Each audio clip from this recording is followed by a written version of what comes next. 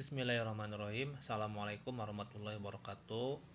Peserta didik kelas 12 IPS SMA Negeri 1 Cikijing. Pada pembelajaran kali ini kita akan melanjutkan materi selanjutnya di semester 2 ini ya.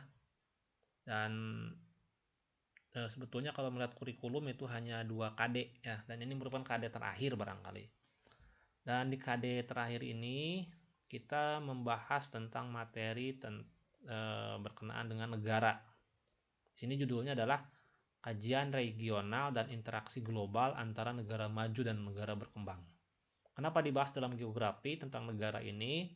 Karena geografi itu membahas tentang wilayah, dan berbicara wilayah diantaranya yaitu adalah wilayah negara.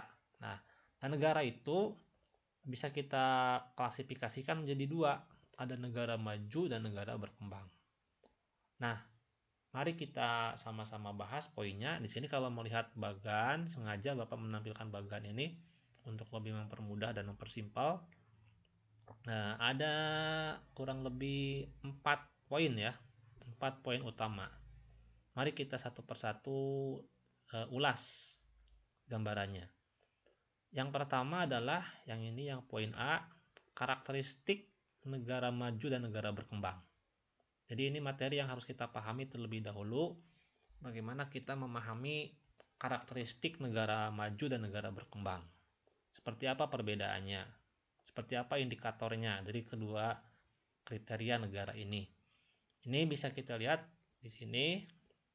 Nah, perbandingan dengan menggunakan tabel, sengaja ini dipermudah.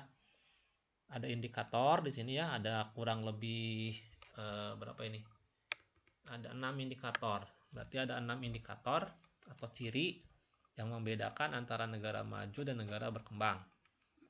Di sini indikator yang pertama, untuk membedakan negara maju dan negara berkembang dilihat dari pendapatan per kapitanya. Nah, di sini nampak kalau negara maju itu lebih dari 2000 dolar ke atas ya. Itu negara maju, pendapatan per kapitanya ya. Kemudian kalau negara berkembang kurang dari 2000 dolar per tahunnya ya. Itu dilihat dari segi pendapatan per kapita. Kemudian yang kedua, bisa dilihat dari jumlah tenaga kerja pada sektor lapangan kerja primer. Nah, kalau negara maju sebagian besar itu jumlah tenaga kerjanya banyak pekerja di bidang industri dan pertanian yang modern ya. Itu di negara maju. Kalau di negara berkembang sebagian besar itu lapangan pekerjaannya sebagai pertanian. Itu perbedaannya ya. Lihat dari jumlah tenaga kerja. Kemudian yang ketiga, dilihat dari penggunaan sumber tenaga mesin dan listrik. Untuk negara maju itu penggunaan bahan bakarnya itu 1500 galon, atau kalau diliterkan itu sampai 5678 liter per tahun penggunaan bahan bakarnya gitu ya. Jadi sangat besar. Kalau di negara berkembang itu hanya 473 liter.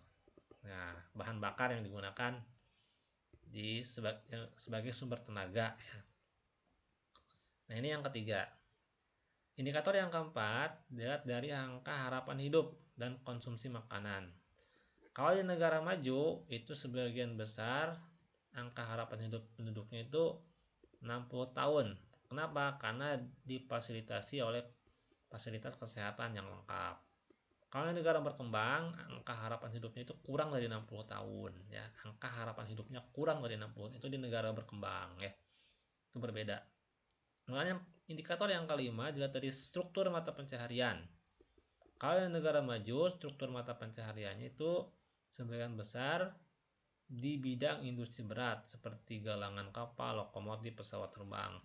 Kalau di negara berkembang, itu sebagian besar tadi nyambung dengan yang ini mungkin ya. Itu petani dan penggunaan lahannya untuk pertanian masih sangat luas.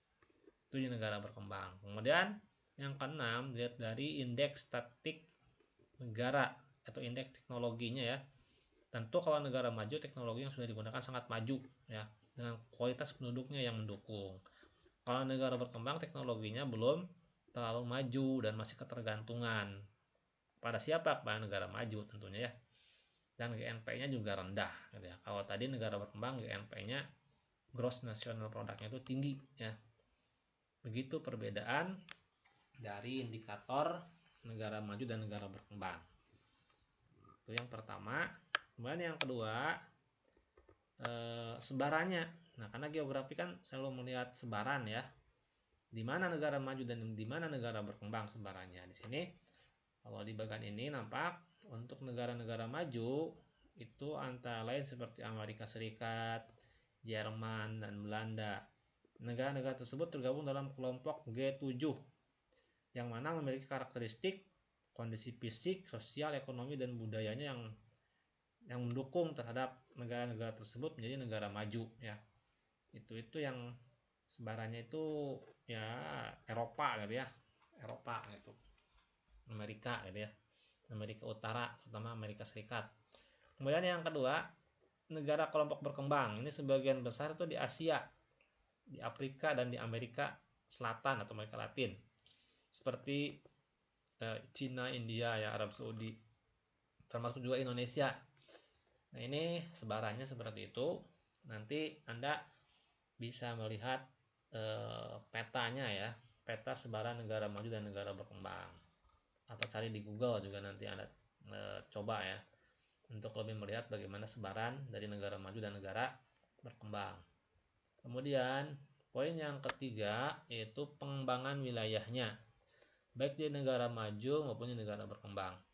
Bagaimana pengembangan wilayahnya? Untuk di negara maju itu melaksanakan pembangunan berbasis sumber daya manusia, pengembangan wilayahnya. Kalau di negara berkembang, perencanaan pembangunannya menggunakan model kuantitatif atau agregatif yang menekankan peranan tabungan dan investasi. Sumber-sumber dalam negeri tidak mencukupi sehingga mendapat bantuan dari negara maju. Jadi tadi ya, ketergantungan kalau negara berkembang itu ya. Karena mungkin sumber daya manusianya itu yang masih belum begitu meningkat ya, dan juga belum bisa memanfaatkan sumber daya alamnya gitu. Juga teknologinya juga ya yang masih rendah gitu.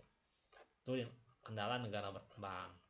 Itu nanti akan nyambung dengan bagaimana pengembangan wilayah dari kedua negara tersebut ya. Nah, kemudian yang keempat, ini khusus untuk Indonesia ya. Ada jalinan kerjasama ekonomi antara Indonesia dengan negara sahabat, terutama di sini untuk mendukung terhadap ekonomi ya supaya maju. Misalnya di sini kerjasama ekonomi antar negara, faktor pendorongnya tentu kenapa terjadi kerjasama, karena adanya keterbatasan negara sehingga perlu adanya kerjasama dengan negara lain ya. Tujuannya apa? Untuk meningkatkan ekspor dan impor dan pembangunan tentunya ya.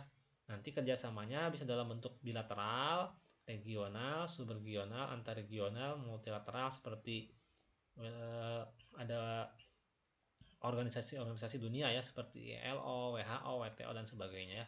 Itu adalah sebagai bentuk kerjasama antar negara, terutama kerjasama ekonomi ya. Yang kedua, kerjasama Indonesia dengan negara sahabat. Ini khusus negara-negara sahabat, misalnya dengan Malaysia, dengan Singapura, Vietnam, Kamboja, Brunei, Thailand, Filipina, Jepang, India, China, dan Amerika Serikat ya. Nah, itu barangkali poin-poinnya berkenaan dengan materi tentang kajian regional dan interaksi global antara negara maju dan negara berkembang. Tidak semuanya bisa dirinci. Silakan Ananda semua untuk lebih mendalami. Nanti Bapak akan share materinya juga dalam bentuk rangkuman. Juga Anda lebih mencari lagi dari berbagai sumber, dan nanti insya Allah tetap akan dilaksanakan evaluasi ya, untuk evaluasi yang kedua ya. Itu saja barangkali yang dapat Bapak sampaikan untuk materi yang kedua ini. Nanti boleh kita lanjutkan dengan mungkin diskusi, bertanya ya di grup ya, di grup PA atau mungkin Japri juga boleh. Demikian, terima kasih atas perhatiannya. Assalamualaikum.